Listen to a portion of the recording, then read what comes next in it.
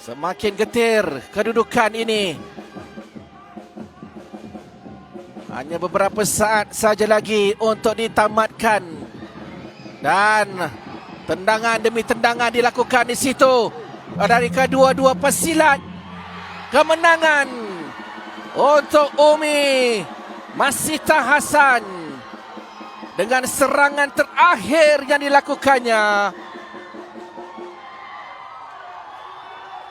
menjadi pemisah. 5 saat terakhir mereka terikat pada kedudukan 87 sama.